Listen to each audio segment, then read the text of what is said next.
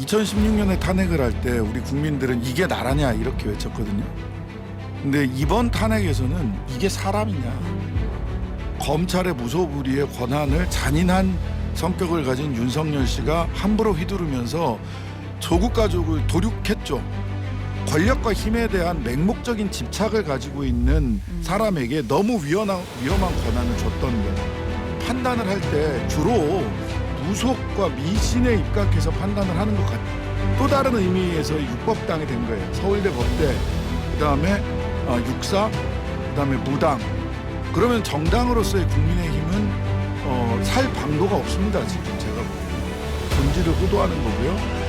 트라우마라는 말을 쓰는 것도 고급스럽고 비겁한 일입니다.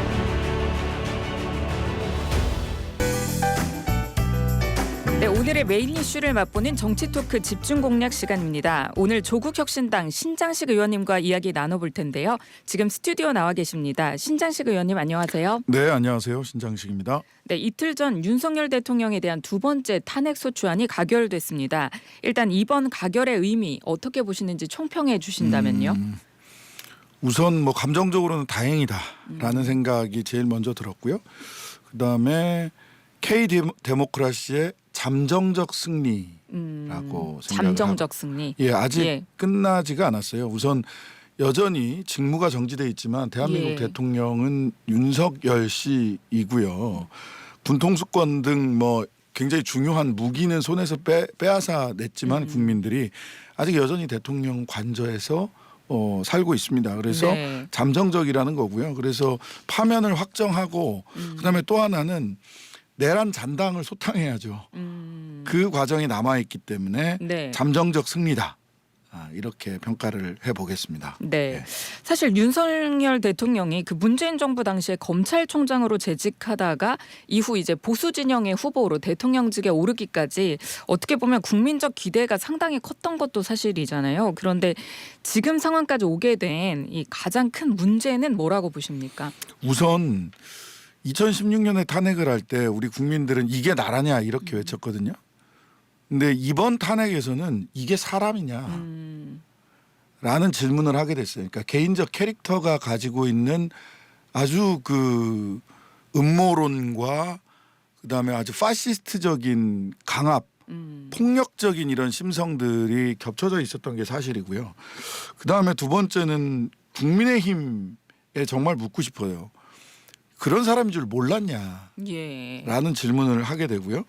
그다음에 검찰이 국민이 위임한 권한을 무소불위로 사용할 수 있는 수사권 기소권을 다 가지고 있으면서 그러면서 마치 검찰권의 행사가 그 윤석열 검찰총장의 잔인한 검찰권의 행사가 마치 공정과 정의를 실현하는 과정인 것처럼 거기에 불가피한 것처럼 생각을 했던 측면이 있고요. 그것을 언론이 또 열심히 포장을 해줬던 측면까지를 종합적으로 좀 봐야 될 것 같습니다. 분석할 지점이 너무 많습니다, 사실. 예, 사실 의원님께서도 이게 돌이켜 보면 윤석열 대통령의 그 쿠데타는 그 조국 대표에 대한 수사로부터 시작됐다라고 하셨는데 생각해 보면 그 윤석열 대통령과 조국 대표의 그 악연이 참 긴 것 같아요. 네, 그렇습니다. 2019년부터 시작이 됐는데 그때 저는 뭐 그 변호사로서 일부 패널로 방송에 출연하는 상황이었는데 그때부터도 저는 이거 연성 쿠데타다, 검찰권을 사용한 연성 쿠데타다라는 말씀을 드렸어요. 제가 뭐 조국 대표님이랑 그 당시에 뭐 어떤 인연이 있었던 것도 아니고 개인적으로 알지도 못했어요. 근데 쭉 보니까 이거 연성 쿠데타예요. 군합발로 이루어진 쿠데타가 아니라 검찰의 무소불위의 권한을 잔인한 성격을 가진 윤석열 씨가 함부로 휘두르면서 조국 가족을 도륙했죠.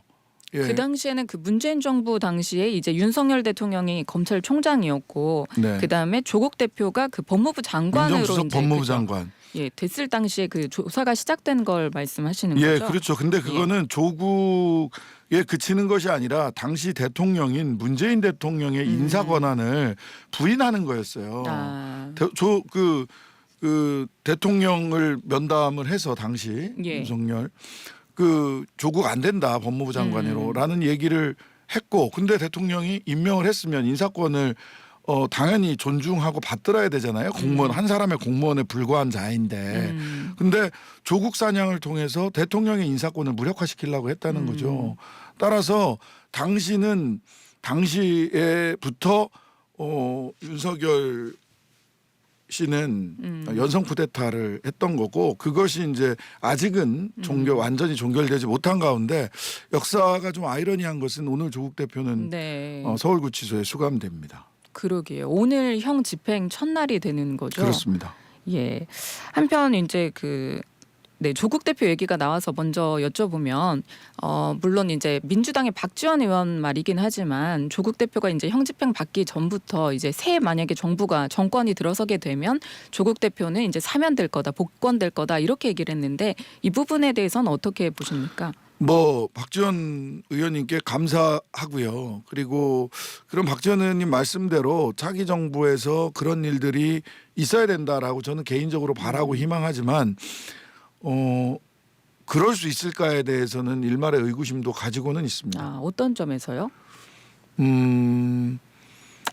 이렇게 말씀드리면 어떨지 모르겠지만 아주 여의도에서 정치공학적으로 이런저런 예측을 하는 사람들은 또 이렇게 얘기를 해요. 2026년 지방선거 전까지 나올 수 있겠냐. 그러니까 여야 그 거대 정당 둘 모두에게 예. 부담이 될 수 있기 때문에 네. 그럴 수 있겠느냐라고 호사가들은 또 이야기를 합니다. 예. 저는 그렇게 생각하진 않습니다. 저는 제4기 민주정부가 들어서면 내란의 시작이 쿠데타의 시작이 조국 가족에 대한 도륙으로부터 시작됐기 때문에 그것을 바로잡는다라고 하는 측면에서 가장 빠르게 사면 복권이 있어야 된다라고 저는 믿고 있는데 또 여의도 호사가들의 그런 말도 그런 말도 그 귀를 잡아당기는 것 또한 여의도의 현실이기 때문에 다 대비하고 있어야 된다고 봅니다. 사실 윤석열 대통령이 그 문재인 정부 당시에 조국 그 법무부 장관에 대한 이제 수사를 시작하면서 살아있는 권력에 대해서도 수사한다. 살권수라고 했죠. 네, 이러면서 이제 조금 국민적인 그런 어떻게 보면 지지를 되게 많이 얻었었고요. 그리고 그 당시에 또 법무부 장관으로 있던 추미애 의원하고 이제 극심하게 또 대립하는 그런 모습을 보이면서 이제 사람들에게 권력에 대해서도 저렇게 맞설 수 있구나 이런 어떻게 보면 희망 이런 걸 줬던 것 같거든요. 그런데 2년 반 만에 이렇게 어떻게 보면 탄핵과 또 내란 수사를 받게 되는 최초의 이제 대통령이 되는데요. 이 부분에 대해서는 어떤 변화가 있었을 거라고 보십니까? 변화가 있는 게 아니고요. 저는 당시에 상식적으로 모르겠습니다. 언론에서는 어떻게 그렇게 비춰졌을지 모르겠지만 왜 그렇게 보였을까? 국민들에게 공정과 네. 정의의 화신처럼 보였을까는 분석의 영역이고요. 예. 저는 당시에도 연성 쿠데타라고 생각을 했고 저 검찰권을 저렇게 쓰면 안 된다.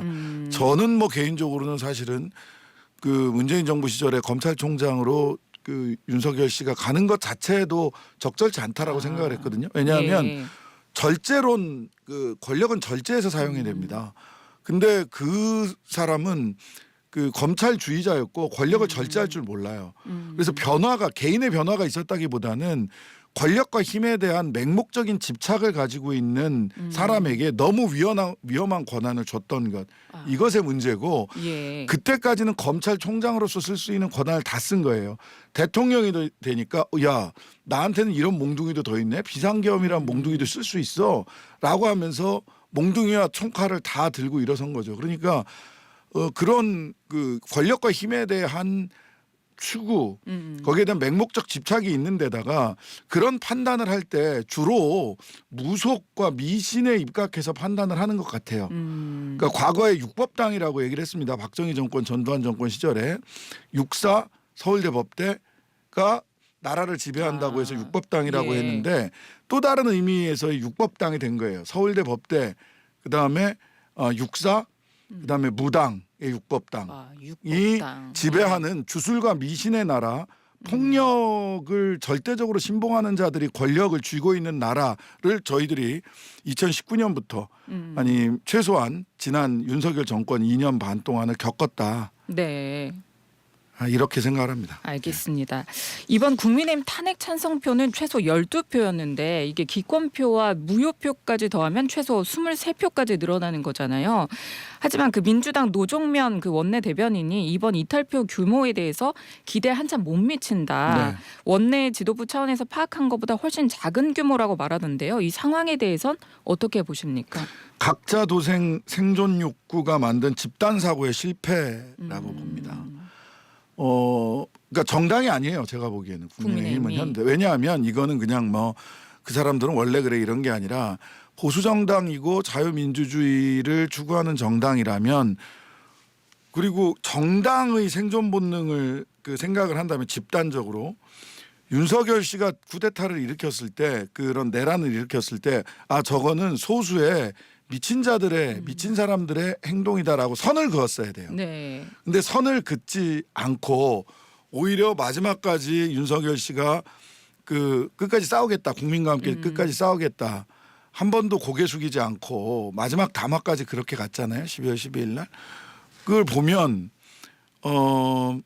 그 극우 아스팔트 부대 한 대한민국에 있는 뭐 5% 10% 정도 있는 이들과 함께 생존을 그 모색하겠다라고 하는 거거든요.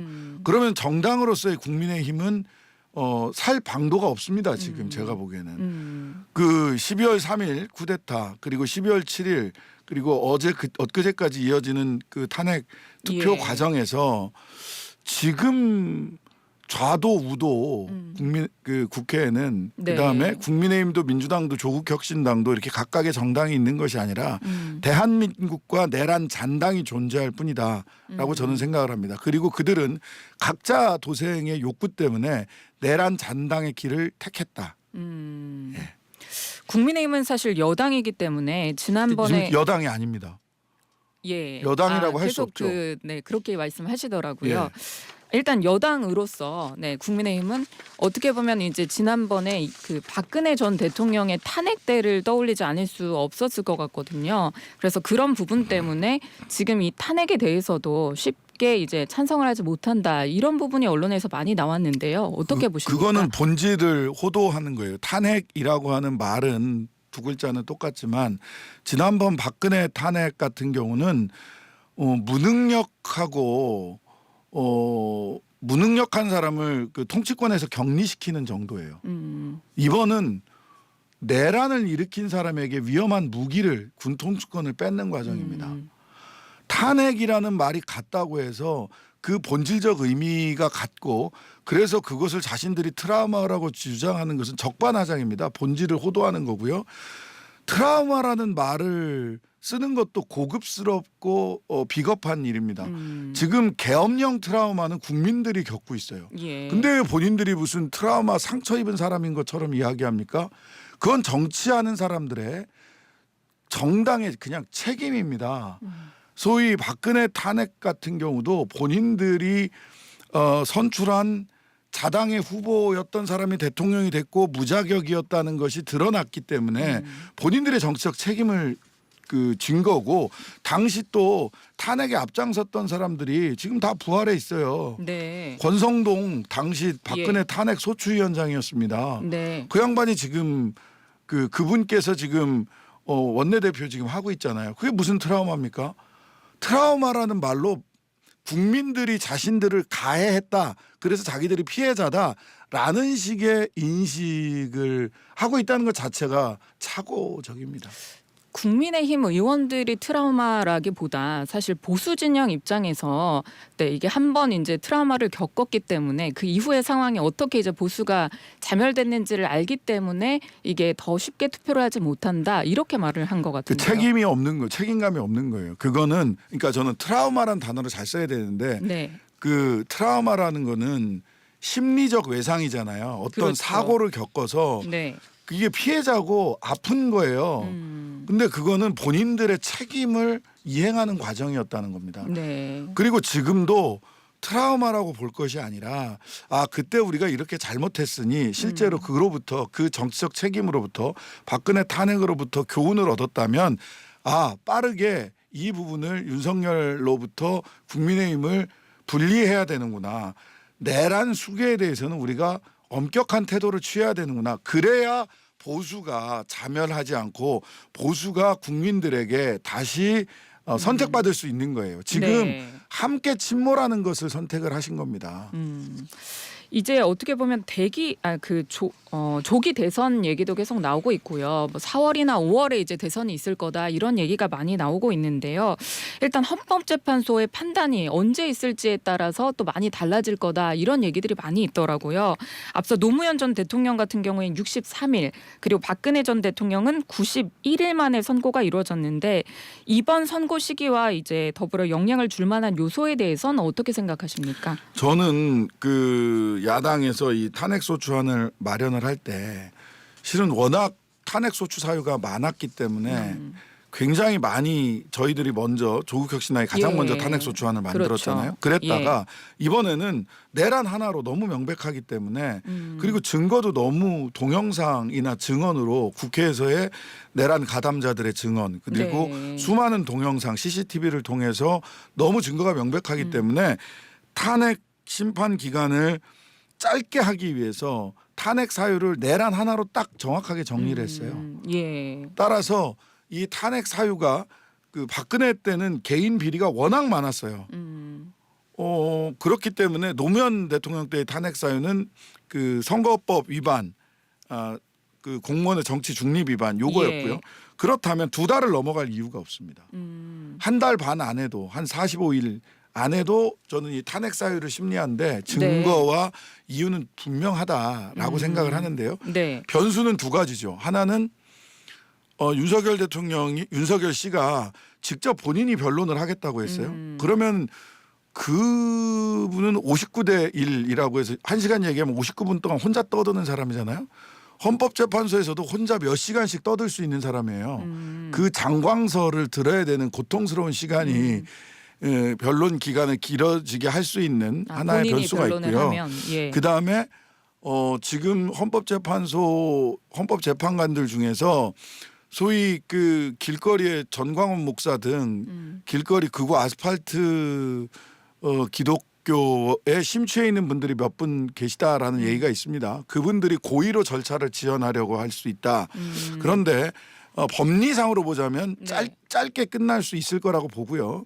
다만 그럼에도 불구하고 고의로 이게 지연되거나 해서 직무기간 기간이 길어진다면 조국혁신당은 이전에도 말씀드렸던 국민 탄핵 즉 임기 단축 개헌 등을 통해서 그 더 짧은 시간 안에 파면시킬 수 있는 방안도 검토하고 있다. 네.